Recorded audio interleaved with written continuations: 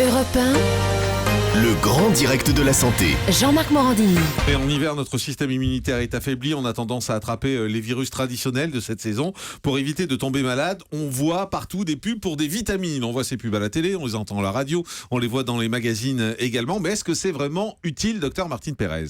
Écoutez, je suis désolée, il y a une très bonne humeur ici, mais je vais vous décevoir. Aujourd'hui, prendre des cocktails de vitamines l'hiver, quand on est en bonne santé, quand on mange bien, quand on est jeune et quand on n'est pas dénutri, ça ne sert à rien. Ah bon ? Et ça ne sert à rien. Il y a même des études qui ont démontré que les gens qui prenaient à long terme des cocktails de vitamines et de minéraux, soi-disant pour aller mieux, allaient finalement plus mal, avec un taux de mortalité un tout petit peu plus élevé. C'est des énormes... Mais, je ne plaisante pas. C'est des énormes études qui ont porté sur des centaines de milliers de personnes. Vous n'êtes pas une déconneuse non plus. Non, mais je sais m'amuser, mais là, j'ai un message important.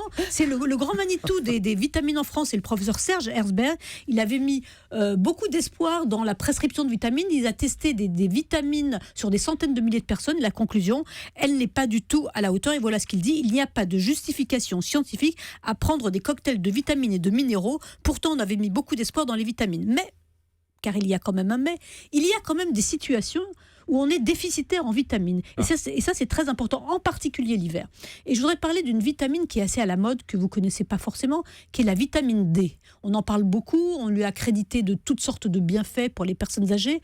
En réalité, en France, notamment l'hiver, les personnes de plus de 50 ans, les femmes ménopausées ou les personnes vivant en institution sont 80% à être carencées en vitamines. Mais la vitamine D, c'est celle dont on a parlé l'autre jour au soleil, c'est ça ? Voilà, c'est la celle qu'on acquiert au vitamine soleil. D, elle est principalement fabriquée par les rayons du soleil qui transforment le cholestérol de la peau en vitamine D. Il suffit de passer 10 minutes au soleil et vous avez de la vitamine D. On en trouve dans les poissons gras, le saumon, le hareng, les sardines. Donc ça peut être suffisant pour des personnes jeunes en bonne santé. Mais cette vitamine, elle a un pouvoir, elle a un effet sur le corps, elle permet au calcium de rentrer dans les os et les dents, de minéraliser les os et les dents. Ça veut dire que quand on est déficitaire en vitamine D, on a un risque accru d'ostéoporose et donc de fracture. Alors, depuis quelques années, on s'est vraiment beaucoup intéressé à cette vitamine et il y a une énorme étude qui a été menée sur 70 000 personnes et on a testé l'effet de la vitamine D pour des personnes de plus de 65 ans. Et prise pendant plusieurs années, eh bien, cette vitamine D réduit les fractures de 20%, réduit le risque de fracture de 20%.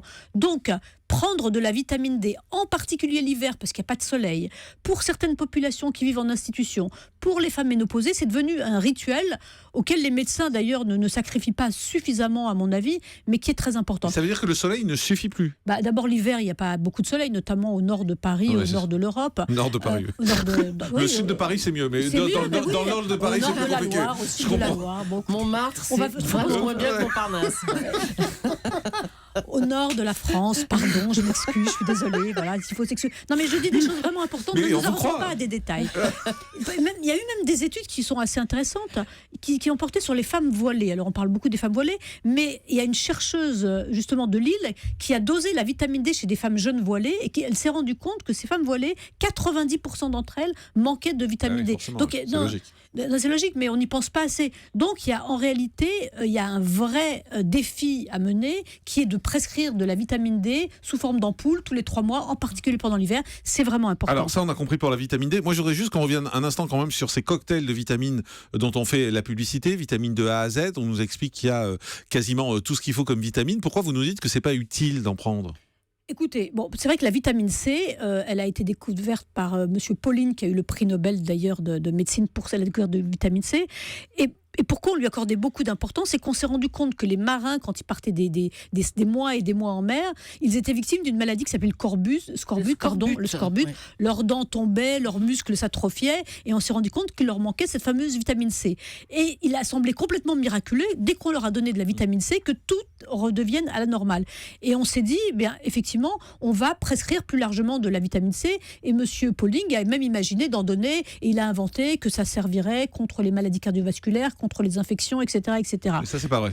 Et ça, c'est pas vrai. D'ailleurs, je vais vous dire, on trouve de la vitamine C dans presque tous les aliments. Mais juste sur le cocktail, les cocktails de vitamines, Dr Kerzek. C'est toute la différence entre, on a une carence en vitamines, et là les marins c'était ça, et quand il y a une carence, il faut corriger cette carence, mais actuellement on n'est pas carencé avec ces vitamines. Si vous mangez, si vous avez une alimentation variée, normale, avec des kiwis, des fruits et légumes, des oranges, vous aurez votre dose de vitamine C. Et donc la limite, c'est la limite supérieure, c'est de dire est-ce qu'il faut se supplémenter, et c'est là où la supplémentation est inutile, voire même est contre-productive. C'est-à-dire que les études dont parlait Martine, et notamment l'étude Suvimax, qui est une grande étude qui a suivi la population, où on pensait que si on allait donner plus de vitamines, ça allait améliorer les choses. Non, c'est le contraire. Donc, c'est-à-dire, si vous avez une alimentation normale, non seulement c'est pas équilibrée, la peine, mais il y a peut-être même des effets à long terme négatifs. Europe 1, le grand direct de la santé. Jean-Marc Morandini.